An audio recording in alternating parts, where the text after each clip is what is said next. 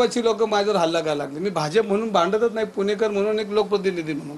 मग भाजपाने मग त्यांचे सोशल मीडिया मग माझ्या नावाने सोशल मीडियावर माझ्यावर भडी मार. अरे मी विचारतो तुम्हाला निलेश गायकवाडवर काय करायचं, तुम्ही माझ्यावर काय विचारता? मी काय केलं तुमचं? मी फक्त तुम्हाला एवढंच विचारलं की पुणे शहरामध्ये गुन्हेगारी चालती आणि ही गुन्हेगारी थांबली पाहिजे, हा माझा साधा प्रश्न आहे. ह्याच्यावर कुठलाही भाजपचा कार्यकर्ता बोलत नाही आणि जो बोलत नाही त्याचा मला पाठिंबा आहे. जे बोलतात ते फक्त आता त्यांच्या पक्षामध्ये एकमेकाला लागून चालन की मी तुमच्यासाठी किती बोलतो. दादा खासदार पण बोलत नाही त्याच्यावर येणार आहे, हळूहळू सगळं येणार आहे, तर त्याच्यावर येणार आहे. आणि त्याच्यामध्ये मग हे सगळं करत असताना मला तो समीर पाटील बोलला की दंगे करून मोका करा. आणि मग अजून मी माहिती घ्यायला लागली, हा तर लय पुढचा आहे, हा तर गुन्हेगार मोकाला म्हणतो लोकप्रतिनिधीला मोका करा.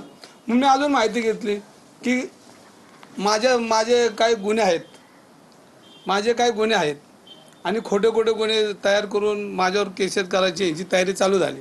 मग माझ्या अजून पोलीस खात्यामध्ये अनेक माझे मित्र आहेत, त्यांनी म्हटलं दंगेकर तुम्ही काळजी नका करू, तुमच्यासाठी 1-2 गुन्हे आमच्याकडे तयार आहेत, फक्त आता आदेश आलेला आहे, फक्त तुमच्यावर दाखल करायचे. मग मी म्हटलं मी काय केलं असं? तर आता आपण बसलो आहे इथं, माझ्या पलीकडे कोण काय चर्चा करतं हे मला माहीत नाही, पण इथं येऊन स्ट्रिंग ऑपरेशन करून वर्ष करून की दंगेकर कुठे सापडतोय का, मग आता त्यांनी मोका कसा करायचा किंवा तडीपार कसं करायचं किंवा काय जे आहे ते त्यांच्या डोक्यातला प्लॅन मला माहीत नाही.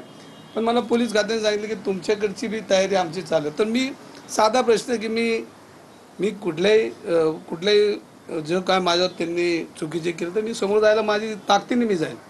आणि मी काय हे केलं म्हणून माझं तोंड गप बसेल हे कोणी मनात आणू नका. त्यांनी काल शिंदे साहेबांना भेटलो, शिंदे साहेबांना मी म्हणलो साहेब तुम्ही मला म्हणताय की तुम्ही बोलू नका, मी त्यांच्यावर अजिबात बोलत नाही, त्यांच्यावर टीका करत नाही, त्यांच्याशी म्हणजे त्यांचं मन दुखून असं बोलत. मी फक्त प्रश्न विचारतो, त्याचं उत्तर तर का देत नाही मला कळत नाही.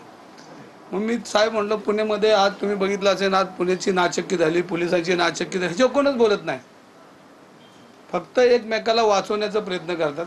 आणि काल शिंदे साहेब जे बोलले की गुन्हेगार कुठल्याही पक्षाच्या जवळ असला तरी आम्ही कारवाई करणार, क्षमा करणार, मला तेच म्हणायचं होतं. हेच अपेक्षित मला चंद्रकांत पाटलांकडून.